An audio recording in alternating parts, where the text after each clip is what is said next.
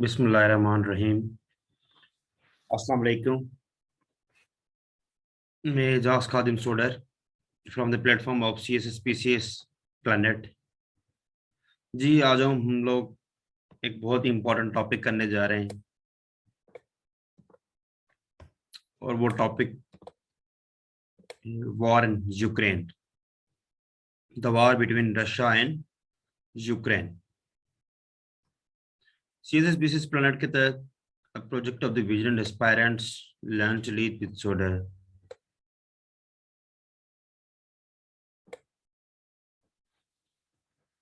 Russia Ukraine war एक बहुत ही important topic है और ये बहुत ही हॉट इशू है। ये करंट अफेयर के हवाले से, आईआर के हवाले से और ये पाकिस्तान अफेयर के हवाले से, ये ग्लोबली इंटरनेशनल के हवाले से ये बहुत ही एक इम्पोर्टेंट टॉपिक है। सो आज हम लोग देखेंगे इसका कि इसका सबसे पहले तो हिस्टोरिकल बैकग्राउंड क्या है इस क्राइसिस का, और उसके बाद हम देखेंगे इसके रीजंस क्या हैं, इसके कॉजेस क्या हैं, और इसके देखेंगे globally, regionally.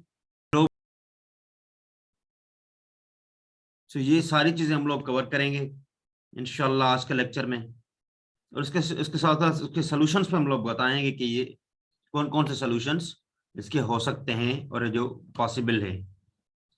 Let's start the topic. सबसे पहले तो ये देखें, ये जो आप मैप जो देख रहे हैं ये यूक्रेन का मैप है, और इस यूक्रेन के मैप में ये जो रेड कलर में जो आपको दिखाई दे रहा है ये यूक्रेन का ईस्टर्न बॉर्डर पे रशिया के साथ ही बिल्कुल नजदीकी ये डॉनबास का रीजन है। ये उनका रीजन है। इनके दो हिस्से हैं डॉनबास के, एक है डोनेट्स्क और दूसरा है लुहांस्क। ये दोनों रीजन जो हैं ये रशियन बैक्ड सेपरेटिस्ट है। यहाँ पे रशियन लैंग्वेज बोली जाती है मेजॉरिटी बेसिस पे। ये रशियन एथनिक कम्युनिटी है जो कि रहते यूक्रेन में। इनमें जो बैक चैनल एक बैटलिंग होती है, एक बैक चैनल सपोर्ट होती है, वो टोटली रशिया के थ्रू ही होती है। उसके अलावा नीचे आते हैं, ये क्राइमिया का जो रीजन आप देख रहे हैं नीचे, ये क्राइमिया का रीजन ये 2014 में रशिया ने एनेक्स कर लिया था। पहले यूक्रेन का हिस्सा था, 2014 में इन्होंने एनेक्स कर लिया था रशिया ने, और उसके बाद उसको इकोनॉमिक सैंक्शंस वगैरह ये वो लगे थे यूएस की तरफ से। तो ये पूरा जो मैप, ये कीव जो आप देख रहे हैं, ये कीव कैपिटल है यूक्रेन का, और ये टोटल जो इनकी पॉपुलेशन है टोटल इनकी ये 7,21,000। इसके अलावा आगे क्या है कि देखते हैं हम लोग। सबसे पहले तो हम देखते हैं कि ये वॉर लगी क्यों। चलो इससे पहले हम लोग एक और चीज देख लेते हैं, वो है हिस्टोरिकल बैकग्राउंड इस क्राइसिस का, कि रशिया और यूक्रेन की क्राइसिस का बैकग्राउंड क्या है एक्चुअली। बैकग्राउंड ये है, सबसे पहले तो मैं आपको ये बता दूं कि जो रेड लाइन जा रही है, ये रेड लाइन ये रशिया के बॉर्डर को इनको टच करती है। ये रशियन बॉर्डर को यूक्रेन की लाइन जो है वो टच करती है, और ऊपर से फिर ये पोलैंड वगैरह ये वो आ जाता है। सबसे पहले तो इसका क्राइसिस देखें कि आफ्टर 1991, ये ऐसे समझे कि 1991 में जब सोवियत यूनियन कोलैप्स हुआ था, जब टूटा था, 17 ममालिक में टूटा था जब कोल्ड वॉर के बाद, उसके बाद क्या हुआ था कि यूक्रेन जो है वो एक इंडिपेंडेंट मुल्क बन गया था। ये यूक्रेन भी पहले रशिया सोवियत यूनियन का हिस्सा ही था, वो सेपरेट हो गया था और वो इंडिपेंडेंट हो गया था 1991 के बाद। क्या हुआ था वहां पे, एक कोल्ड वॉर चल रही थी यूएस और रशिया के दरमियान। तो उस वक्त क्या हुआ कि यूएस ने प्रॉमिस किया रशिया के साथ कि भाई नेटो को हम लोग ईस्टर्न बॉर्डर पे या ईस्टर्न साइड पे हम लोग एक्सपैंड नहीं करेंगे और किसी को हम लोग मेंबरशिप नहीं देंगे ईस्टर्न ममालिक में जो भी है, क्योंकि वो आपकी सॉवरेनिटी को भी खतरा होगा, आपको भी खतरा होगा, तो हम लोग वो एक्सपेंड नहीं करेंगे।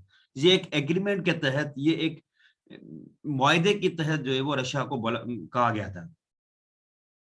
तो क्या हुआ कि 2008 में यूक्रेन गवर्नमेंट जो थी उन्होंने नेटो की मेंबरशिप के लिए अप्लाई किया और उनको ग्रांटेड मिल गई, उनको परमिशन मिल गई कि भाई यूएस एग्री हो चुका है, हम लोग नेटो के मेंबर होने जा रहे हैं। इससे पहले जबकि यूएस एग्रीमेंट करके क्या था, यूएस प्रॉमिस कर लिया था रशिया के साथ कि हम लोग भाई एक्सपेंड नहीं करेंगे इस चीज को, ठीक है ना। तो उसके बाद क्या हुआ कि 2008 में इन्होंने एग्री कर लिया यूएस को, यूएस एग्री हो गया कि भाई हम लोग जो है नेटो की मेंबरशिप इनको, यूक्रेन इनको दे रहे हैं, जबकि ये सॉवरेनिटी को खतरा था रशिया को। बट उसमें क्या हुआ कि फ्रांस एंड जर्मनी ने अपोज किया कि भाई हम लोग उनको रशिया डिसकंटेनमेंट की वजह से हम लोग उसको मेंबरशिप नहीं देंगे यूक्रेन को। जाहिर बात है फ्रांस एंड जर्मनी वो भी एक नेटो की अपनी अपनी हैसियत रखते हैं। तो 2014 में क्या हुआ कि रशिया ने उस ड्रॉप की खातिर रशिया ने इन्वेड कर लिया क्राइमिया को।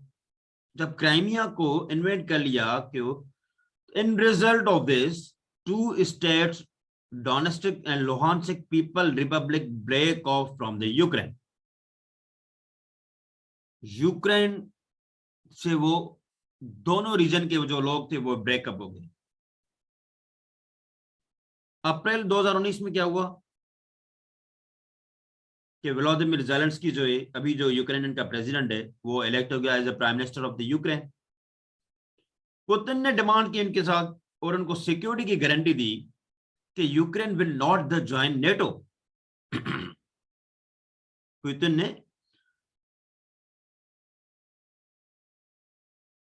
ज़ेलेंस्की को ये कहा कि यूक्रेन जो है वो नेटो का मेंबर नहीं बनेगा। तो उसी जगह पे ज़ेलेंस्की ने भी ये सिक्योरिटी गारंटी दे दी कि भाई ठीक है यूक्रेन जो है नेटो का मेंबर नहीं बनेगा।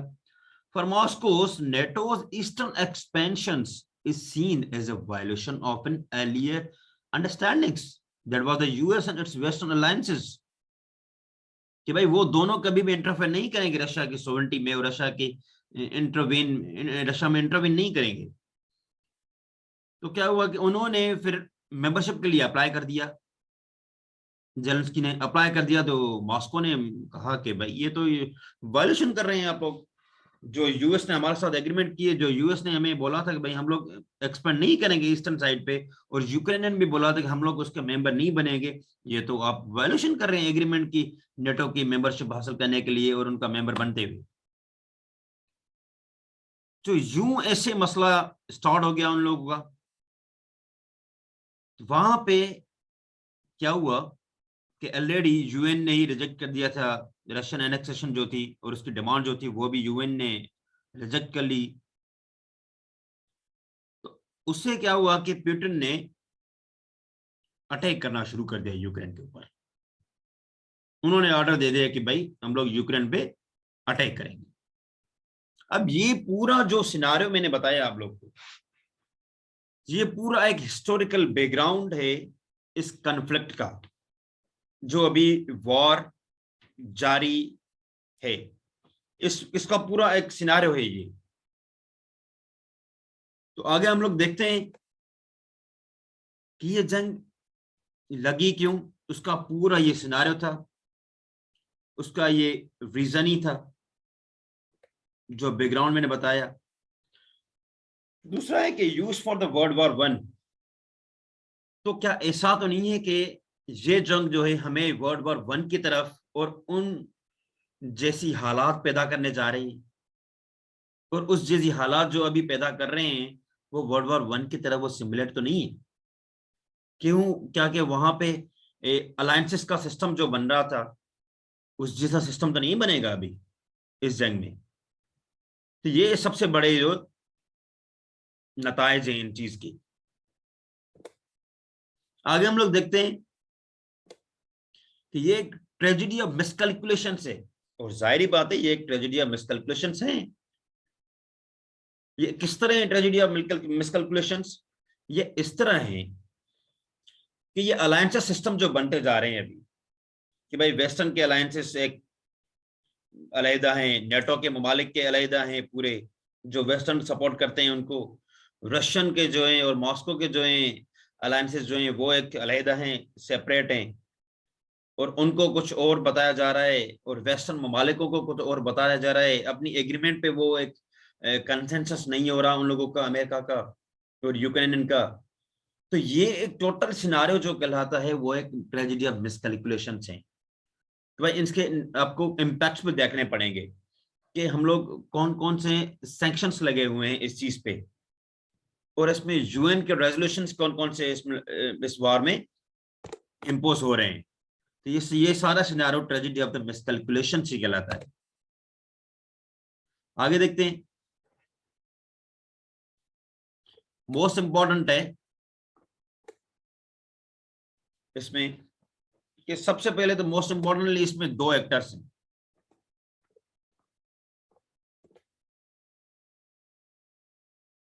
ठीक है ना? इसमें कितने एक्टर्स हैं?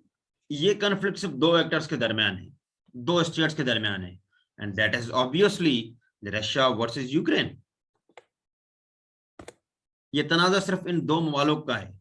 इसमें कोई नेटो का नहीं था सीन, इसमें कोई वेस्टर्न ममालिक का कोई लेन देन नहीं था पहले, और इसमें जो टोटली वॉर है वो रशिया और यूक्रेन के ही लिमिटेड बाउंड्रीज में है, ना कि ये यूक्रेन की बाउंड्री से बाहर है, ना कि ये रशिया की बाउंड्री से बाहर ही जा रहे हैं। ये रशियन एनेक्सेशन है सिर्फ और सिर्फ यूक्रेन के ऊपर, किसी और ममालिक की तरफ ये वॉर अभी तक नहीं फैली है। आगे हम लोग देखते हैं कि Ukraine only relied on the western allies to defend it against the Russian aggressions. अब यूक्रेन को क्या है कि यूक्रेन को सिर्फ एक ही रास्ता है, और अभी भी वो रिलाय कर रहे हैं उनके ऊपर कि भाई वेस्टर्न हमारी जो है वो मदद करें कुछ रशियन एग्रेशन के खिलाफ। लेकिन ये क्या हो रहा है कि ये कुछ भी ऐसा सिनेरियो नहीं क्रिएट कर रहे हैं, ये यूक्रेनियन खुद ब खुद लड़ रहे हैं रशियन के साथ, और खुद ब खुद डिफेंड कर रहे हैं इनके साथ Russian against the Russian aggression. Western ममालिक की वर्बली वर्बोज अब लोग को एक स्टेटमेंट्स तो मिलेंगी, वो एक सपोर्ट तो कर रहे हैं, लेकिन ये है कि उनको कोई फिजिकली कोई प्रोवाइडेंस नहीं हो रहा, फिजिकली कोई इम्प्लीमेंटेशन नहीं हो रही कि भाई वेस्टर्न ममालिक जो है उनको कोई सपोर्ट करें। ऐसा कोई सिनारियो अभी क्रिएट नहीं हो रहा। ये within the boundary of the Ukrainian and Russian की वॉर है। तो आगे हम लोग देखते हैं कि undoubtedly the people of the Ukraine are going to bear the brunt. इसमें कोई शक नहीं है कि जो यूक्रेन की आवाम है वो टोटल इसके जो है ये नताइज भुगत रहे हैं, टोटल इनको ही बियर द ब्रंट करना पड़ रहा है। ये in millions the people have migrated to the neighbouring countries like the Poland and the Belgium and Italy. ये मिलियंस में ये लोग जो है वो पोलैंड और बेल्जियम और दूसरे ममालिक की तरफ से ये माइग्रेट करके गए हैं, क्योंकि ये जो जंग चल रही है इसमें मोस्ट ऑफ द पीपल जो सफर कर रहे हैं वो इसकी अवाम है, वो पीपल ऑफ द यूक्रेनियन है जो इसमें सबसे पहले वो क्या कर रहे हैं, सफर कर रहे हैं।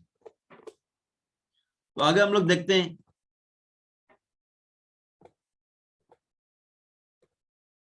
कि भाई Ukrainian people all over the country are being urged by the officials.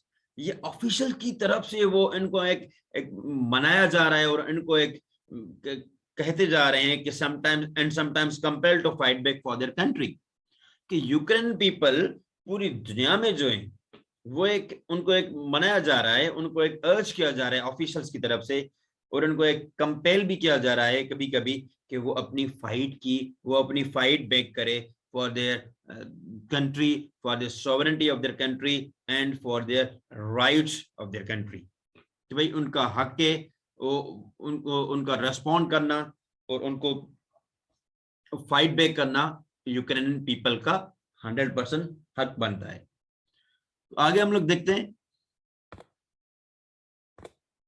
and the people are willingly fighting back with the Russian army with enthusiastically। इसमें कोई शक नहीं है कि ये यूक्रेनियन अवाम जो है, यूक्रेनियन पब्लिक जो है, यूक्रेनियन यूथ जो है, वो फाइट बैक कर रही है रशियन के साथ, रशियन आर्मी के साथ। और अगर मैं उसको स्टेटस बता दूं कुछ ना कुछ, तो एग्जैक्टली तो बहुत बड़ा नुकसान रशिया को भी उठाना पड़ रहा है अभी यूक्रेनियन की वॉर में। काफी लोग उनके मर चुके हैं। यूक्रेन का नुकसान तो हुआ है, लेकिन रशियन का नुकसान भी बहुत ज्यादा इस वॉर में हुआ है और अभी तक ये फाइट ये चल रही है इनकी। सो इसमें सबसे पहला इंपॉर्टेंट सवाल एक पैदा होता है कि what was the basic and most important reason that triggered Russia to start a war. इसमें सबसे पहले तो बेसिक और इंपॉर्टेंट रीजन क्या है जो जिसने कंपेल किया, जिसने ट्रिगर किया रशिया को कि भाई आप लोग इस वॉर का हिस्सा बनने और इस वॉर की तरफ जाएं। वो कौन से फैक्टर्स हैं, वो कौन से इंपॉर्टेंट रीजंस हैं, वो बेसिक कौन सी चीजें हैं, तो देखते हैं। सबसे पहले तो हम लोग इसका बेसिक रीजन है वो है Ukraine wanted to join the European Union while the Russia was against it. ये मैंने आपको पहले ही आपको ये पॉइंट मैंने बताई, ठीक है। यूक्रेन जो है वो चाह रहा था कि हम लोग यूरोपियन यूनियन का मेंबर भी बने और नेटो का भी मेंबर बने, ठीक है ना। तो रशिया जो है वो नहीं चाह रहा था कि आप लोग जो है नेटो का मेंबर बने या यूरोपियन यूनियन का आप लोग मेंबर बने। सबसे पहले तो ये रीजन था। सबसे दूसरा रीजन ये था Ukraine's revolution that overthrew a pro-Russian government and that brought into the power a pro-American leader। सबसे पहले तो दूसरा रीजन ये था कि रशिया को ऑलरेडी एक वो क्या कहते हैं कि एक वो उनको थ्रेट था, उनको एक पहले से ही सॉरी गुस्सा था उनके ऊपर, यूक्रेनियंस के ऊपर, क्योंकि वहां पे जो रशियन गवर्नमेंट थी व्लादिमीर ज़ेलेंस्की से पहले जो उनकी रशियन गवर्नमेंट थी वो प्रो रशियन गवर्नमेंट थी। उसको ओवरथ्रो करके जो है उन्होंने प्रो अमेरिकन गवर्नमेंट को मुसल्लत कर दिया था। तो दूसरा सबसे बड़ा ये रीजन था जिसके लिए रशिया जो है वो वार की तरफ गई। और आखिर में ये रीजन भी बहुत इंपॉर्टेंट है कि Ukraine decision to join the NATO which was major threat to Russia. Obviously जो यूक्रेन इनका ज्वाइन करना नेटो का, ऑब्वियसली वो उनकी रशिया की सॉवरेनिटी को थ्रेट था। रशियन बॉर्डर पे नेटो की प्रेजेंस होना सबसे बड़ा थ्रेट जो था, और नेटो की एक्सपेंशन होना ईस्टर्न बॉर्डर पे, ये रशियन से कभी भी कंप्रोमाइज नहीं होगा। आगे चलते हैं। तो आर्टिकल 5 ऑफ द नेटो क्या कहता है? आर्टिकल ये बहुत बड़ा इंपॉर्टेंट है। आर्टिकल 5 ऑफ द नेटो कहता है कि अगर नेटो के जो 30 मेंबरान हैं, अगर नेटो के एक मेंबर को भी किसी बगैर नेटो मेंबर ने अटैक कर दिया तो हम सारे ममालिक मिलके उसके अगेंस्ट लड़ेंगे। अगर फॉर सपोज रशिया ने किसी नेटो के मेंबर पे हमला कर दिया, अगर वो नेटो का मेंबर है तो नेटो के जो दूसरे ममालिक हैं वो सारे उस मुल्क से मिलकर वो रशिया के अगेंस्ट फाइट करेंगे। ये बहुत बड़ा इंपॉर्टेंट है आर्टिकल 5 द नेटो। आगे चलते हैं। तो रशिया's aim is to resist the NATO presence in the Ukraine। ये सबसे बड़ा ये इस रशिया का मकसद था, रशिया की एजेंडा थी, रशिया का एक इंटरेस्ट था कि भाई हम लोग नेटो के प्रेजेंस को यूक्रेन में रोके, और ये पहले ही उनको वार्न कर चुके हैं, जिसमें अमेरिका ने भी उनको यकीन दहानी दिलाई थी कि भाई हम लोग एक्सपेंड नहीं करेंगे इस चीज को, नेटो को ईस्टर्न बॉर्डर पे। तो few recent developments took place that considered as a threat to the Russia, और कुछ ऐसा ही सिनारियो क्रिएट किया गया था जिसके लिए एक रशिया समझ रहा था कि हमारे लिए बहुत बड़ा थ्रेट है। देखते हैं कौन सी रिसेंट डेवलपमेंट थी वो। सबसे पहले तो जून 2021 में जो ब्रुसेल्स में सबमिट हुई थी, उसमें भी ये एग्रीमेंट और ये कंसेंसस करके गए थे कि भाई हम लोग जो यूक्रेन इनको मेंबर बनाएंगे नेटो के। दूसरा ये देखें, NATO leaders reiterated the decision taken at the 2008 Bucharest summit that the Ukraine would become a member of the alliances. अब यही था कि उन्होंने जब ये कंसेंसस कर दिया, अब उन लोगों ने जब ये डिसीजन ले लिया 2008 की बुचारेस्ट समिट में कि भाई यूक्रेन अभी मेंबर बन सकता है इस अलायंस का, and Ukrainians right to determine its future in foreign policy. अभी से क्या होगा कि जब वो मेंबर बन जाएगा अलायंस का, तो यूक्रेनियन जो है वो उनको राइट है अपना, उनको अपने एक हक है कि वो अपना फ्यूचर और अपनी इंडिपेंडेंट फॉरेन पॉलिसी खुद क्रिएट कर सके without interference of the outside entities. तो ये रिसेंट डेवलपमेंट थी कुछ, जिसको रशिया का मकसद कहा कि भाई इसको हम लोग रेजिस्ट करें। आगे चलते हैं जी। That Russia held several talks with the US and NATO high officials. उसके बाद क्या हुआ कि रशिया ने काफी सारे टॉक्स किए नेटो के ऑफिशियल्स के साथ और यूएस के ऑफिशियल्स के साथ कि भाई, और उन्होंने डिमांड क्या है कि the demands include a ban on the Ukraine entering the NATO. उन्होंने यही डिमांड की उन दोनों के साथ, यूएस ऑफिशियल के साथ और नेटो हाई ऑफिशियल के साथ, कि भाई यूक्रेन जो है वो नेटो के अलायंस में ना आए और नेटो का मेंबर ना बने, and limit to the deployment of the troops on the eastern side. And आप कुछ लिमिट्स रखें, एंड आपकी एक लिमिट है और डिप्लॉयमेंट ऑफ द ट्रूप्स जो हैं उनके ऊपर ईस्टर्न साइड के लिए। तो ये डिमांड्स थी उनकी, रशिया की।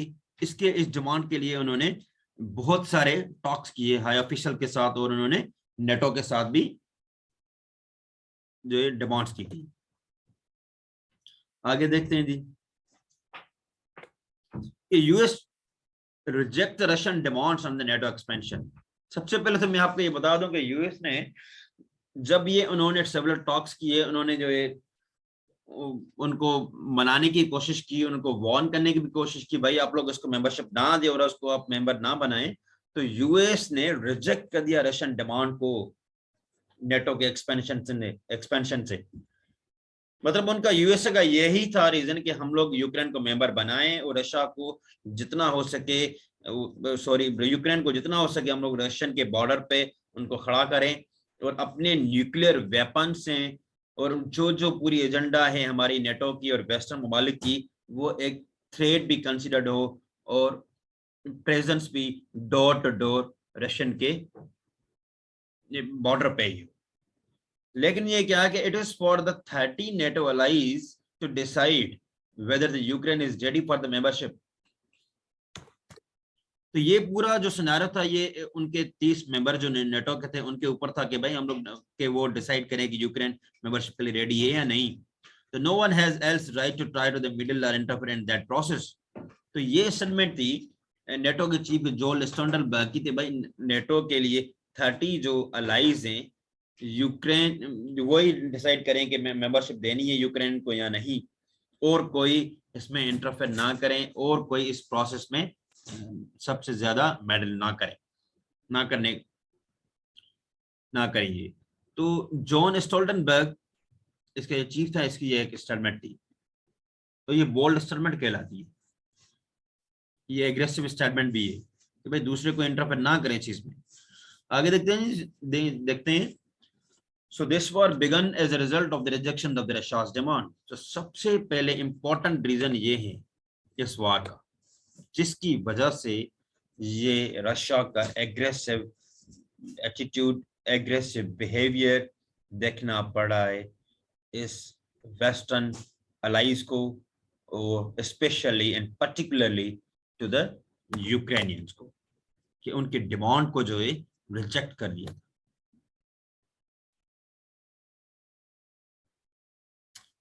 आगे देखते हैं। अभी ये सवाल, इंपॉर्टेंट सवाल पैदा होता है, how war could have been avoided. अब ये जंग कैसे अवॉइड की जा सकती है, अब इस जंग से कैसे निपटा जा सकता है। तो ये सबसे पहले इंपॉर्टेंट क्वेश्चन है। आप भी अपने कुछ इसमें कमेंट्स ऐड कर लीजिएगा। सबसे पहले है कि Ukraine leadership could have taken a neutral path to avoid war. Ukrainian को चाहिए था कि वो एक न्यूट्रल पाथ उसमें ले लें, न्यूट्रल पाथ निकालने की कोशिश करें, न्यूट्रल रास्ता निकालने की कोशिश करें, ताकि वो जंग से अवॉइड कर सकते थे, ताकि इस सूरत हाल में इन लोगों को ना घसीटा जाता। तो ये यूक्रेनियन के ऊपर जिम्मेदारी थी। दूसरा ये कि various statements on the both sides, दोनों की तरफ से ऐसे ऐसे स्टेटमेंट्स आ गए थे जो टोटली एग्रेसिव बिहेवियर में चेंज हो गए थे ये चीजें, और जिसकी वजह से नतीजन जंग की हालात में बदलना पड़ा। तो ये एग्रेसिव स्टेटमेंट्स थी दोनों की तरफ से, प्रेसिडेंट पुतिन की तरफ से भी थी और यूक्रेनियन प्रेसिडेंट की तरफ से भी थी। तो सबसे पहले अभी आते हैं कि उसके इम्पोर्टेंट ये है कि सॉल्यूशंस क्या हैं, कौन कौन से सॉल्यूशंस हो सकते हैं जिसकी वजह से ये वॉर को हम लोग एंड कर सकते हैं। नंबर 1 तो आप ऐसे कंसिडर करें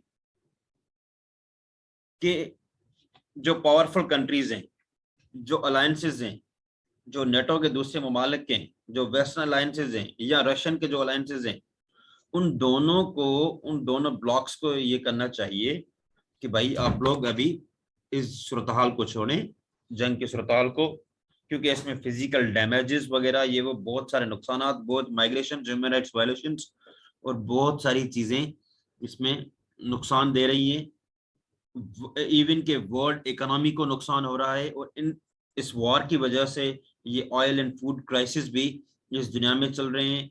तो आप लोग कोशिश करें कि इस चीज को इधर ही खत्म करें।